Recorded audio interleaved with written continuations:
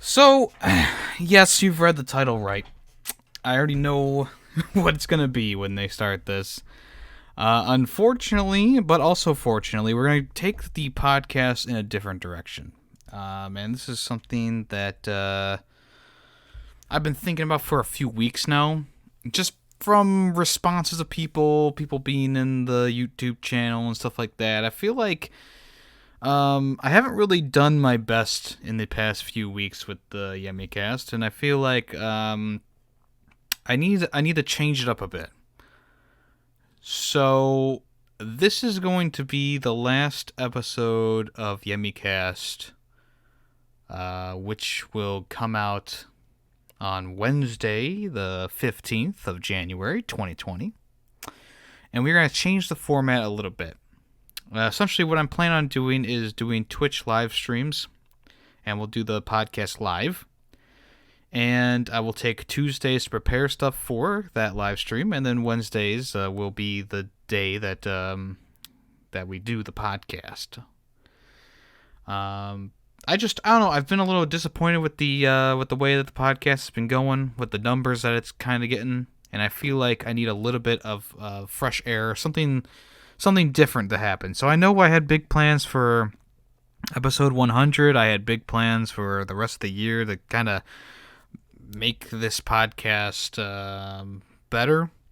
And I think the way to do that, to make it better, is to bring it somewhere else. I think we need to take this podcast and put it over on Twitch, and then the video portion of it will be on Twitch, and I'll download that, of course, and I'll put it onto like Spotify, SoundCloud, Anchor, and all that. Not SoundCloud. Fuck SoundCloud.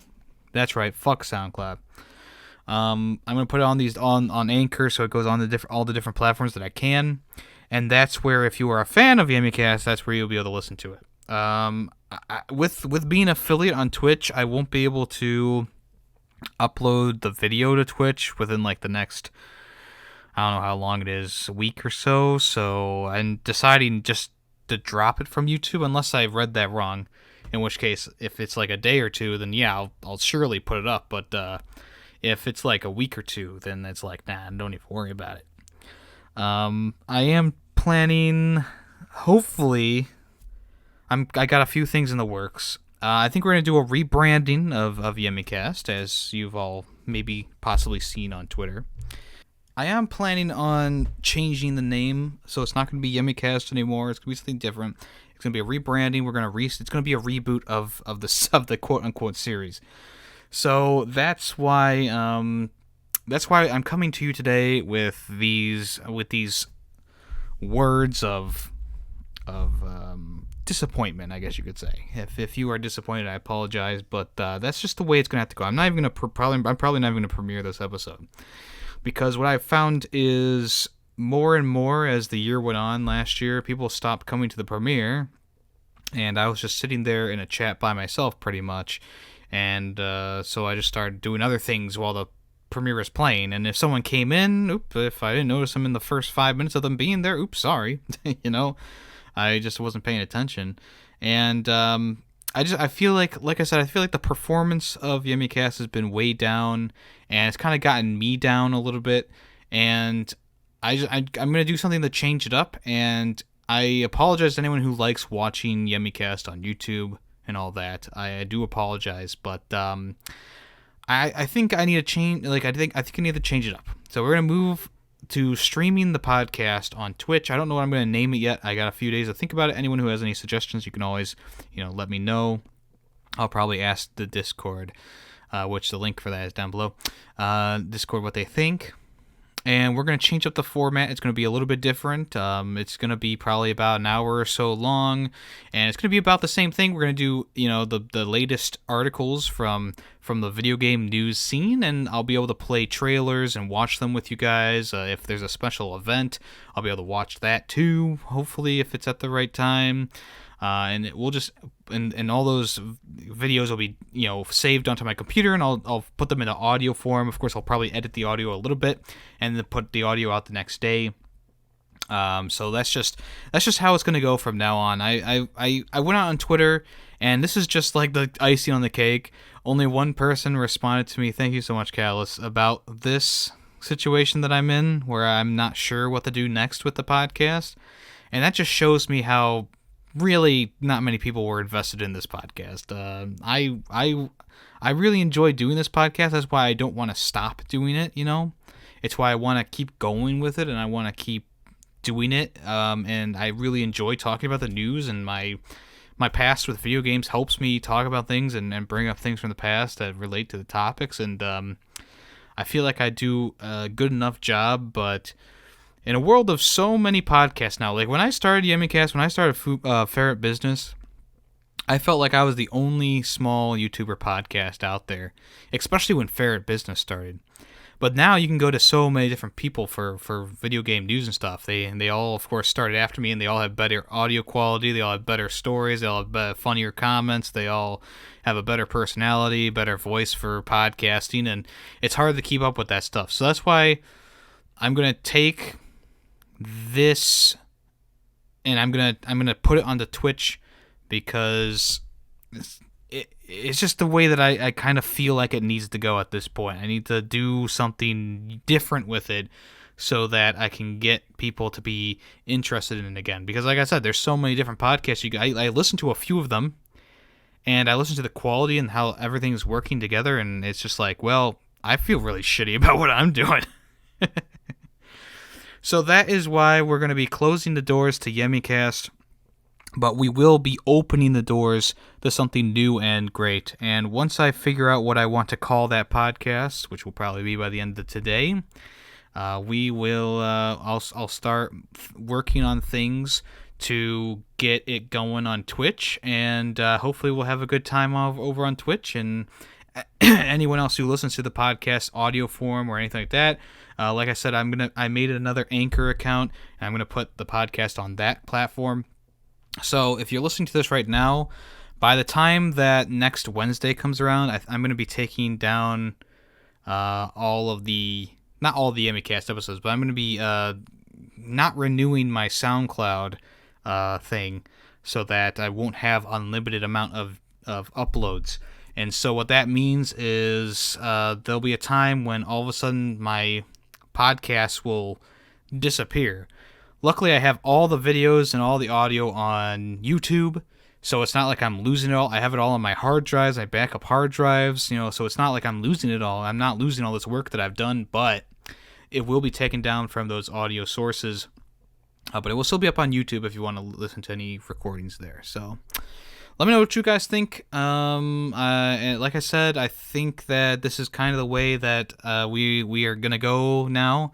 And hopefully by doing that, we'll be able to grow a little bit more. We'll be able to reinvigorate myself in this podcast, and hopefully we'll keep going from there. And like I said, it's going to be a rebrand. It's going to be a renumbering. It's literally the DC Marvel reboots that you've all wanted. So, well, here's to the last YemmyCast episode of maybe forever, and here's to the next one. All right.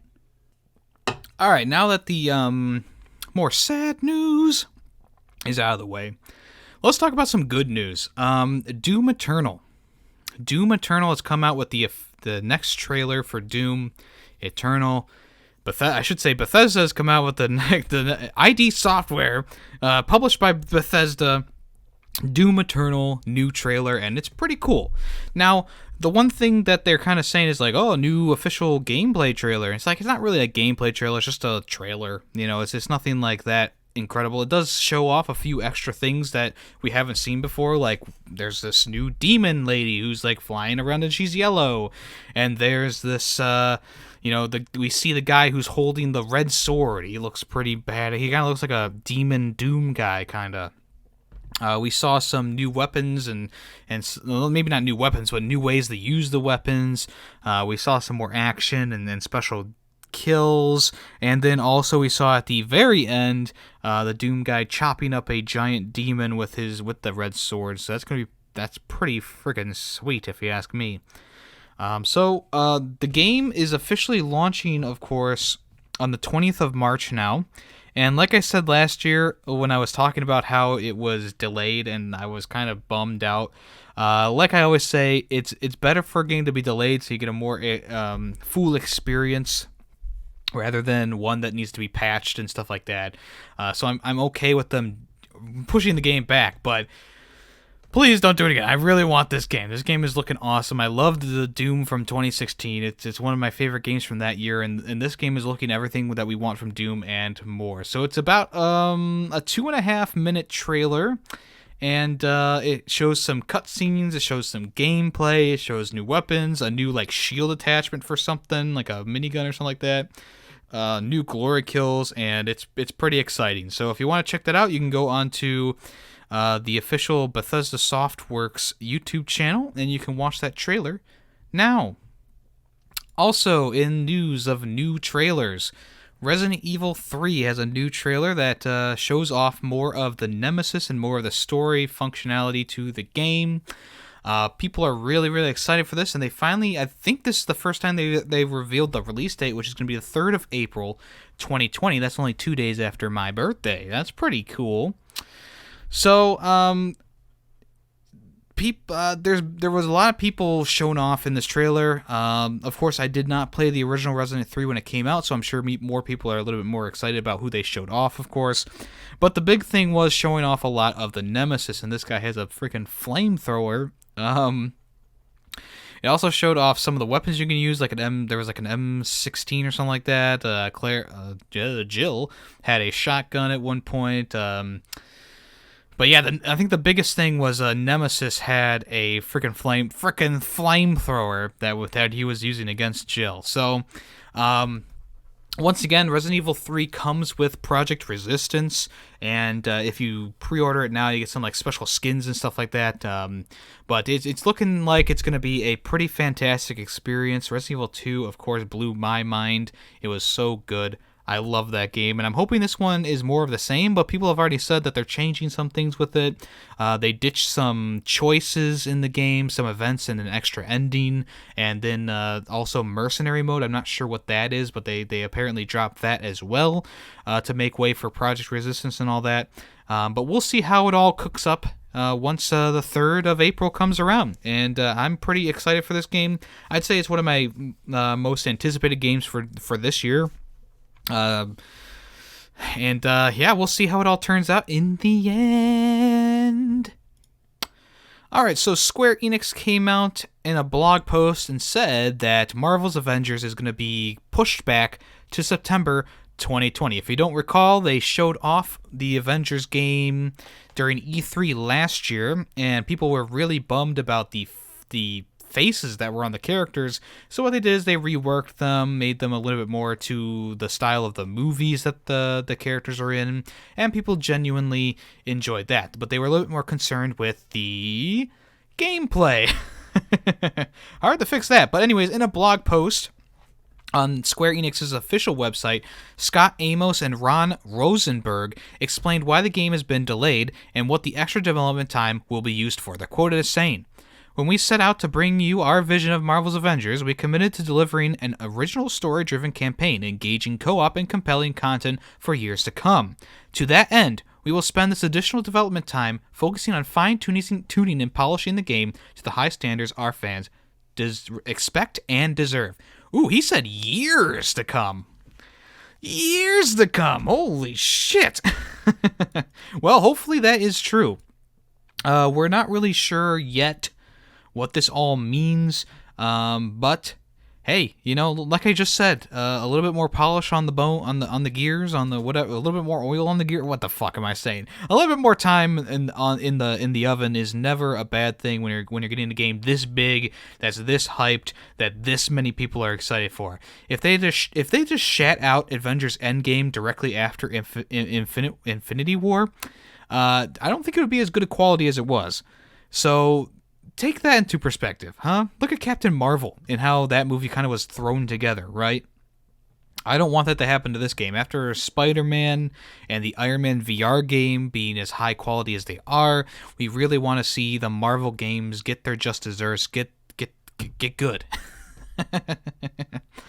Also, along the same lines, Final Fantasy VII Remake has been delayed to just a few days before Cyberpunk 2077.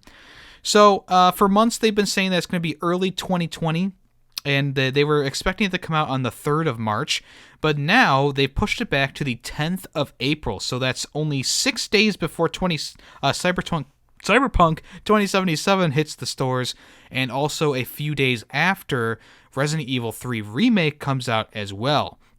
I believe they've sandwiched in between two very big games, and I mean, I'm sure there's a lot of people who are Final Fantasy fans who are going to grab this as soon as it comes out, of course, but I feel like for the majority of video game console owners and gamers in general on PC and wherever, more people are going to go for Resident Evil 3 Remake or Cyberpunk 2077 over Final Fantasy VII if they have not played it before, like me. The game is still apparently going to be episodic, so as I was joking to Vivid Chim in his Discord, it took them this long to give us episode 1. It's going to be about 2030 before we get episode 2, right? It's still a very strange way to do it with episodically for this game. Even as a person who hasn't played the game before, looking at how the game plays and the mechanics of the game, it seems like something that shouldn't be episodic, but who am I to say? So yeah, we'll be following up on this as we get more information and more stuff comes out and as it gets closer to the release date. Of course, like I said, I'm probably going to be waiting on it until I have extra funds in the wallet. I'm definitely going for Cyberpunk 2077 first and Resident Evil 3. So I apologize to the Final Fantasy fans out there, but there's some things that just kind of take. Like I said, I don't really like JRPGs, so why would I even go for this game in the first place? If they release the demo and I play the demo and I love the demo, then yes, maybe I'll get it day one, but I'm not looking to get it day one if there's no demo and I don't know if I'm going to like it or not. That's just me. So anyways, let me know what you guys think. A little bit more time in the oven, like I said, doesn't mean a bad thing. Anyways, let's move on. So Sony and PlayStation, of course, they're the same company, will not be at E3 2020 the second year in a row. So Sony is not going to attend E3 2020, and the company has confirmed it on GameIndustry.biz, is it called? Yeah, GameIndustry.biz. So Sony skipped out on 2019, and Nintendo and EA also are distancing themselves from the event, with EA doing its own thing before E3 and Nintendo just kind of going there with a Nintendo Direct or a E3 Direct or whatever you want to call it. In a direct quote from Sony, they said, "We have great respect for the ESA, the organization behind E3, as an organization, but we do not feel the vision of E3 2020 is the right venue for what we are focused on this year. We will build upon our global events strategy in 2020 by participating in hundreds of consumer events across the globe. Our focus is on making sure fans feel a part of the PlayStation family and have access to play their favorite content. We have a fantastic lineup of titles coming to PS4, and with the upcoming launch of the PlayStation 5, we are truly looking forward to a year of celebration with our fans." So Sony's lips are sealed. My lips are sealed when it comes to the PS5 big reveal. People are thinking it's going to be at the PlayStation Expo, but they skipped out on that last year as well. So who knows? Maybe it's going to be during one of the State of Plays. That would be pretty bad. But yeah, we'll see if this affects Sony. I didn't seem to affect them that much last year.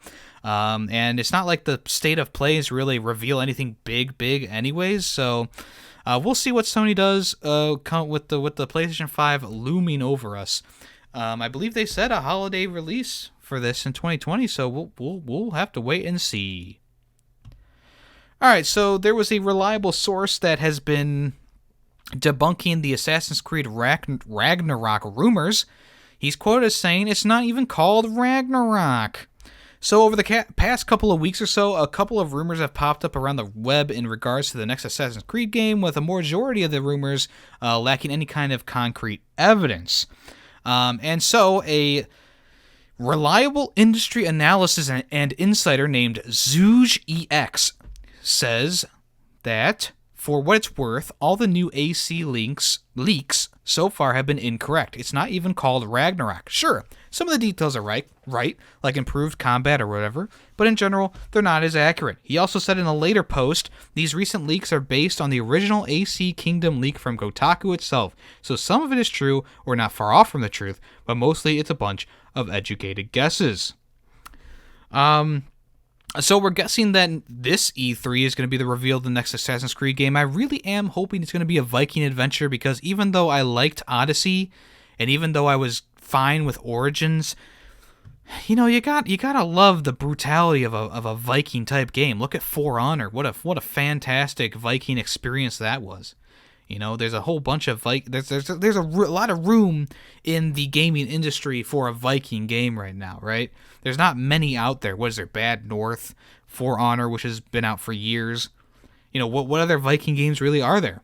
So I think if they make this Assassin's Creed Viking game kind of like Assassin's Creed Odyssey, where, you know, you have a ship to command and you can, you know, raid villages and stuff like that, I think we can really see a great Assassin's Creed game. The one thing, and I'll say this as many times as I need to, the one thing about Odyssey that I don't like is how big it is. It's just too big for me. And I say that about a few different games, select games. Origins, Odyssey, Witcher 3, those are 3 games that I just can't get into because I'm not willing to invest that much time with it. I tried with Assassin's Creed Origins. I couldn't get... I got pretty far in it, but when I zoomed out that map after playing hours and hours of the game and noticed I only got to like 5 different locations, I was like, oh, please stop. And with Odyssey, yes, I played way more than I played in Origins. I got to a point where I was like, I feel like I'm doing mundane tasks for 100% of the time. I feel like the story isn't going anywhere, and I just need to put this down and I'll come back to it later. And of course, I haven't gotten back to it. So hopefully Ragnarok, or whatever it's going to be called, the next Assassin's Creed game, is a little bit more focused on story. I love exploration. I love the way that these maps are set up. They look beautiful. They play beautifully, but I need a more focused on story type element. In the old games, you had contracts and you assassinated people, and it was just a really free-flowing game, even though it had an open world to it. And of course, the open world wasn't that big, but it was still a nicely sized open world for the story. And in Odyssey, like, you go up and get your contracts, and you have to like fight them for 5 hours, dodging their attacks and swinging at them. It's not just as easy as a 1-2 assassin blade in the neck kind of thing anymore, and that's just kind of a little bit disappointing to me. So, like I said, I got some high hopes for the next game, and I'm hoping that they're going to do something a little bit more classic in the Assassin's Creed line of things, and I guess we'll have to wait and see on this one as well. Alright, so Sony has revealed the most downloaded games of 2019, and don't expect any surprises here. So, the winner overall in North America was Call of Duty Modern Warfare, and Minecraft was right behind that, along with NBA 2K19, and in Europe, Grand Theft Auto 5 took the top slot with FIFA 20 in second. Days Gone, of course, was the most downloaded exclusive in North America, finishing in the 10th place, while it didn't even break the top 20 in Europe. Beat Saber was the best-selling PSVR game in both territories, but Blood and Truth took second place in Europe, and Fortnite dominated the DLC in both regions, with no other game even getting a look. But surprisingly, it wasn't the most downloaded free-to-play title, because Apex Legends took that slot out of their hands. So kind of interesting. I think that this is what you kind of expect. You expect Modern Warfare to be on the top in this region, and Minecraft to be right behind it, because even though a lot of people have Minecraft, there are still new players coming every day and buying the game again. And then also Modern Warfare it's called Modern Warfare. This is the game this is the first Call of Duty that so many people have played, right, in years, because it says Modern Warfare. It's a classic Call of Duty type game, and so people flock to it. And you can always understand Grand Theft Auto 5. I mean, there's no way to beat that. Somehow Grand Theft Auto 5 keeps selling. It's so crazy. You think that with as many people who have lived through the past 5 years as it's been around, that they've all bought it and they're all, fine with it. But like I said, there's more and more people coming to the gaming scene, and they've been picking up Grand Theft Auto 5 and stuff like that. And of course, if you look at any list of the best games of this generation, Grand Theft Auto 5 is on that list. And of course, sports games are going to be up there too because people are buying those every year. All right, let's look at this little article here. The unannounced Batman game has been teased on social media yet again by WB Montreal, this time on Instagram. Oh, Facebook and Instagram. So the Facebook and Instagram accounts for WB Montreal have both posted. So one of them kind of looks like a GCPD badge, while the other one's it looks like maybe the Legion, not the Legion of Doom, but the League of Shadows maybe. It's kind of hard to tell right now. I mean, I'm looking at the ones on Instagram, and I mean that's definitely the Devil's Head. The demon's head from the League of Shadows. But the badge, yeah, I can see that that's a GCPD thing. So what people are speculating, of course, I think this too, is there's gonna be multiple factions in this Batman game. Whoever they are, whether it's the Court of Owls along with the GCPD, along with the League of Shadows, along with regular gangs. That'd be kind of cool. People are hoping that's going to be more in the style of Arkham Asylum, and I'm inclined to agree with them. I would rather have a more like an Arkham City or something style than an Arkham Knight style game. But this is another one of those things. It's like it's been kind of thrown around for months, for years now about this new Arkham Legacy game, and it's going to be interesting to see if it's going to launch with a console maybe, or if it's just going to launch in general in 2020, 2021 with the new console generation. Who knows? It's going to be interesting to see, and I'm hoping that we're getting a new game, and this is not just like a big, a big middle finger to everyone, but you never know. All right, Dragon Ball Z Kakarot Cake. Story length has been revealed, so let's look at it. So according to Famitsu, it's been reported in a Japanese blog named hokakoalt.com, Dragon Ball Z Kakarot is going to take about 40 hours or so to complete, and to do everything that the game has to offer, they're saying it's going to be about 100 hours of playtime. So they've already revealed that there's going to be lots of side quests and optional activities to do, and it seems like this is about the right size for an RPG nowadays. It's going to be interesting to see, 40 hours of actual story in-game, main story gameplay. That's pretty good. 100 hours of extra gameplay. I mean, it might be more like along the lines of minimal, those meaningless tasks like you do in Assassin's Creed Odyssey. But who knows? And maybe an hour of that gameplay is just going to be two characters yelling at each other back and forth. That could be a thing too. Lots of people are excited for this game. Me personally, I love Dragon Ball FighterZ. I'm just not a huge Dragon Ball Z fan anymore. I used to be when I was a kid. I watched the first season or two, and I kind of stopped watching after that. Kind of like Yu-Gi-Oh! And Pokemon and stuff like that. I still enjoyed them. They're still a good part of my childhood. It's just nowadays I don't know half the characters that are in these games, and even when I do recognize a character, I don't remember the story and all that stuff. So it's gonna be interesting to see how this game gets how the reception for this game is gonna be, and I look forward to seeing what you guys think of the game who are fans of Dragon Ball Z. All right, so Exit the Gungeon, which is the follow-up to Enter the Gungeon, is going to come to console in 2020, which has been kind of confirmed by the Enter the Gungeon Twitter. So, Exit the Gungeon has actually been around for a little while. It's a handheld release version of the game, and it's a side-scrolling adventure instead of a top-down shooter. So on Twitter, Enter the Gungeon at Dodge Roll Games came out and said, Enter the Gungeon has surpassed 3 million copies sold, and we're thankful for the community support.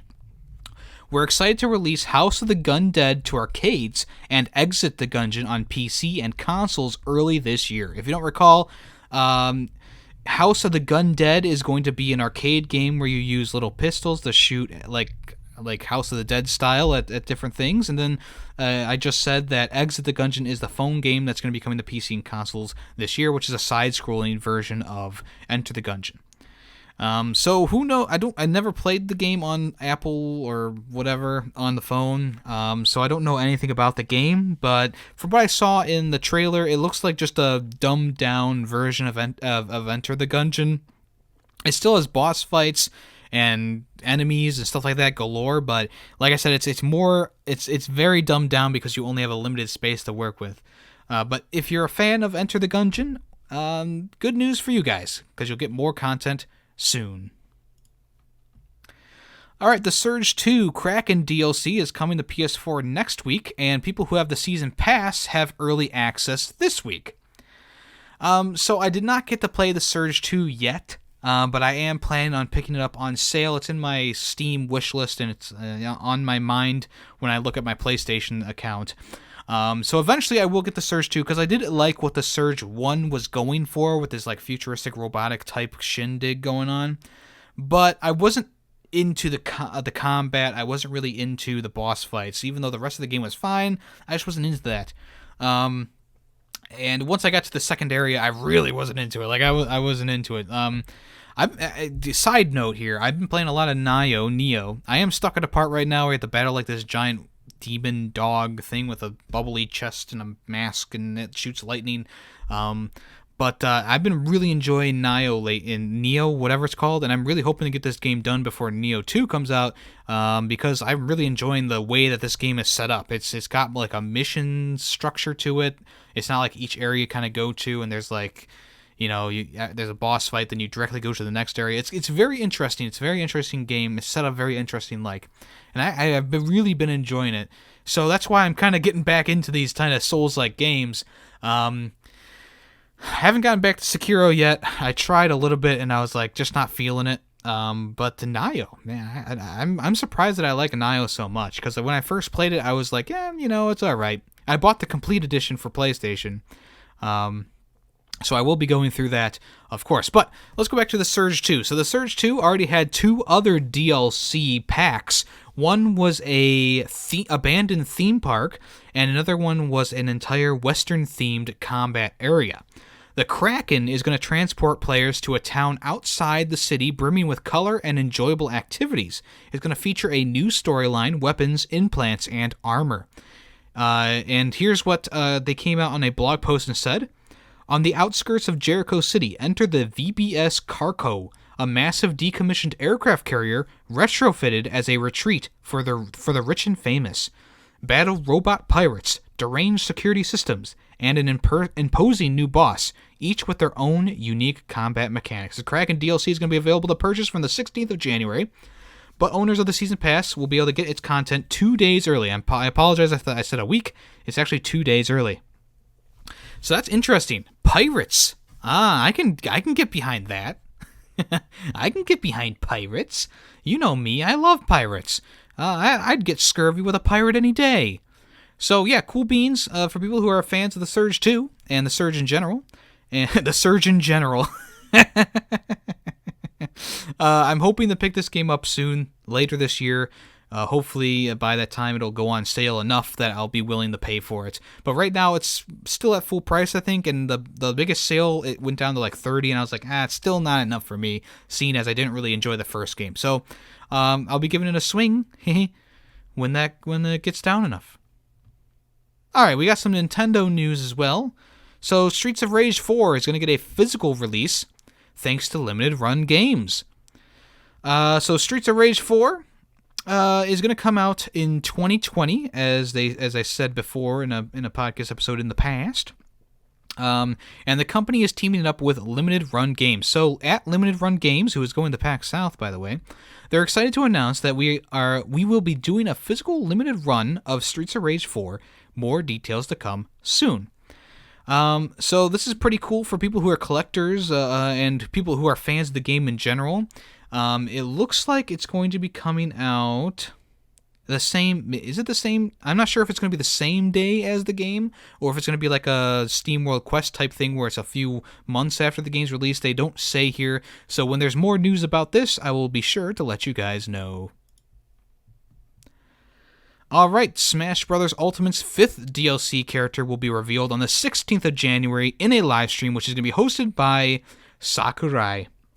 That's right, Nintendo Versus. At Nintendo Versus came out on Twitter and said, join Super hashtag Smash Bros. Ultimate director Mashiro Sakurai on 1/16 at 6 a.m. Pacific Time for roughly 35 minutes of video live stream featuring an in-depth look at an upcoming DLC fighter, which will be unveiled in the video. So that's, oh boy, 6 a.m. Pacific Time. That's 9 a.m. Eastern, 2 p.m. GMT, and 3 p.m. CET. So if you want to check out the newest fighter coming to Smash Brothers, you can tune in then. What are your guys' predictions? I know a few people said Devil May Cry's famous character. I'm thinking maybe an Astral Chain character, seeing as the new sprites or spirits came out this week for Astral Chain. Possibly Rayman or a Rabid, something like that from Ubisoft, since they did the Mario and Rabbids clash.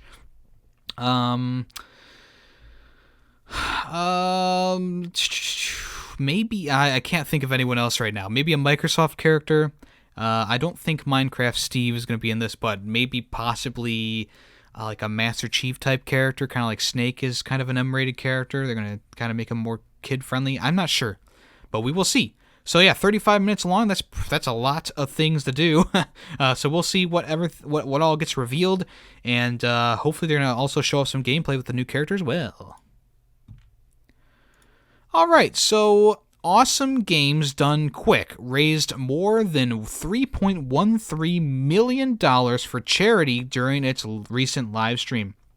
So the charity fundraising organization called Games Done Quick raised $3,131,475 for the Prevent Cancer Foundation after hosting its annual AGDQ live stream over the past week. So as people know, Awesome Games Done Quick sees super talented players speedrun their favorite games for charity. The skill levels on display are immense, and the world records have been known to be broken during the live streams over the years. Those watching live on Twitch, and indeed anyone who visits the organization's website, can donate to the cause during the show. This year's event was full of a lot of Nintendo games, including Mario Bros. 3, The Legend of Zelda Skyward Sword, Mario & Luigi Superstar Saga, Donkey Kong Country 3, Pokemon Sapphire, Cadence of Hyrule, Fire Emblem Three Houses, and more. You can rewatch the speedruns on their YouTube channel if you want to, and you can also check out the Games Done Quick YouTube channel and their official finale video, which is pretty enjoyable to watch, maybe a little cringe at times. Last year, they raised about $2.39 million at the event, and that was pretty good. And then the next event is going to be Summer Games Done Quick, which is going to be in Bloomington, Minnesota? Maryland? No, that's MD. Maine? Maybe is that Maine? On the 21st through the 28th of June. Huh. All right. So, a new trademark suggests that the Mario and Luigi series is actually not dead. If you don't recall from a past podcast, we talked about how the makers of the Mario and Luigi games like Bowser's Inside Story and Bowser's Jr.'s Journey shut down, closed their doors, and Nintendo didn't really do anything to help them. But it seems like after they filed for bankruptcy, which the developer was Alpha Dream, the Mario and Luigi trademark has resurfaced, which has been filed by Nintendo. So in a press release, they said computer game cartridges, game memory cards, computer game software, video game memory cards, interactive entertainment software to play video games, covers for mobile phones have all been trademarked. This comes from Let's Go Digital, who is, of course, the trademark registry company for video games. Interesting development. I think that this is just they took over the Mario and Luigi copyright, you know what I'm saying? Like, they're going to take over the series. So we're possibly going to see a new Mario and Luigi game, and hopefully the creators of the original games will be back, because those games sold pretty well. I know that the sales have been kind of down because it's a 3DS game, and I think a lot of the games are kind of too similar for people and they stopped buying them, but yeah, it's going to be interesting to see what happens after this. It's really going to be interesting to see what they're going to do with this, and hopefully we'll be getting a new game next year for Switch. Or this year, who knows? Alright, so the Pokemon Sword and Shield DLC expansion pass is looking pretty big, and it's got a little controversy to it, of course, as most things do. People were not expecting DLC for a Pokemon game because they're quote unquote there's never been DLC for a Pokemon game in the past, so why would they do it now? But of course, as we've seen with mobile games, Nintendo has been changing their tune, and of course Pokemon is hand in hand with Nintendo, so whatever. But it looks like it's a pretty big expansion pass. Apparently they're adding over 200 new Pokemon to the game, new and old Pokemon. I think they're mostly old Pokemon. And there's also going to be 2 new areas to explore. There's 2 parts to this. One's called the Isle of Armor, and the other one is called the Crown Tundra. The Isle of Armor looks like it's in an island paradise, while the Crown Tundra, of course, is in like a snowy mountaintop, which is pretty cool. There's only like small snippets and artwork out right now for both of the expansion passes, and more things are going to be revealed in the future. So let's read the descriptions for each of the DLCs. The Isle of Armor. In this expansion, trainers will head to the Isle of Armor, the stage of a new adventure in the Galar region. The Isle of Armor is a giant island full of environments not seen in Galar before. There, players will find wave-swept beaches, forests, bogs, caves, and sand dunes. There are plenty of Pokemon that make this island their home, living freely amid the lush natural surroundings. There's even a dojo here that specializes in some very particular training styles. Trainers and their Pokemon will take up an apprenticeship under the master of this dojo and train hard to become even stronger. And then also the Crown Tundra. This expedition is set in a snow-swept realm of the Crown Tundra. The Crown Tundra features a beautiful, shining, silvery landscape in a frigid area. With its jagged winter mountains, people live in small communities where they support and rely on one another. A certain person will appoint the player as the leader of their expedition team in the Crown Tundra, where trainers will be tasked with investigating the reaches of the frozen land. Here, trainers will be able to explore the full depth of Pokemon dens, which they've so far only been able to glimpse in max raid battles. So it seems like these areas are going to be more free-roaming, kind of like people have been enjoying with the new Sword and Shield game. And it looks like it seems like it's going to be adding some more characters and maybe some more story as well. Along with this update, they announced that new Galar, special Pokemon are going to be available as well. And I believe the new Galar region Slowpoke is already available to find as well. So yeah, you'll be able to purchase them directly from the Nintendo eShop. They're about $30 per version, and the Isle of Armor is scheduled to release at the end of June 2020, while the Crown Tundra is planned for fall of 2020. Perfect times for each of these expansions. And finally today we got some Football Manager news. The older versions of Football Manager have been taken down from the Switch eShop as the Football Manager 2020 game is launching, and Sega has come out and explained it. So people noticed early on Friday, I believe, that the Football Manager games have been taken down, and 2020 was the only one available to buy currently. And Sega has come out in a post saying, the nature of licensing agreements that Sega and Sports Interactive sign with clubs, leagues, and players mean that we can only sell each version of Football Manager for a limited time. In this case, the removal of older versions of Football Manager has nothing to do with Nintendo, but is due to clauses in those licensing agreements. This restriction applies to all versions of Football Manager on all platforms, so you can no longer buy Football Manager 19 or 18 on Steam, for example. So, that's understandable, and plus, who really wants to buy the older versions of the games unless they want, a cheaper version? It's interesting that they didn't, renegotiate the contract or anything like that to keep those games up, especially the Steam versions, because people love those older Steam versions, especially during the sales. And it's interesting that both those games came down the same day as this game was going up. Maybe it was something in the contract. Who knows? I guess we can only speculate right now. But that's why those aren't showing up in any shops, and you can only get the 2020 version. Football Manager is actually soccer for us Americans. America! So if you want to, you can check that out now on all platforms.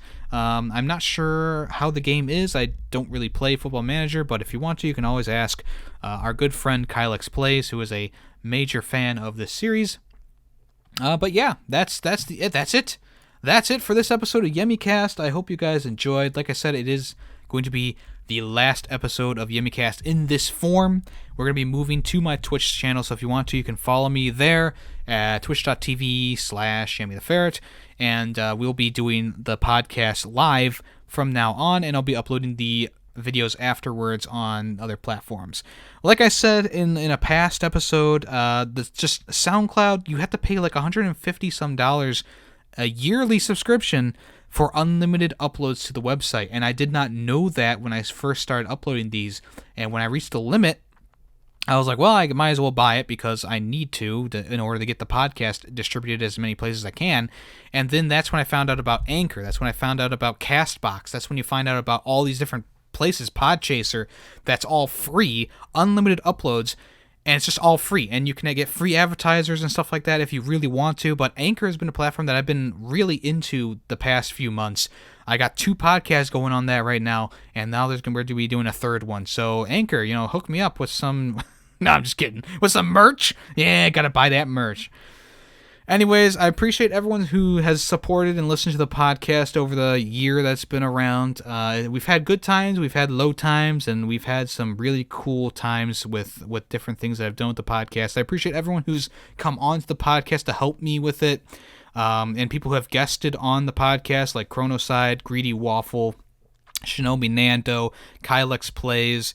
We've had so many different people on that I don't even remember all the people who have been on, but those are the ones that stick out to me right now.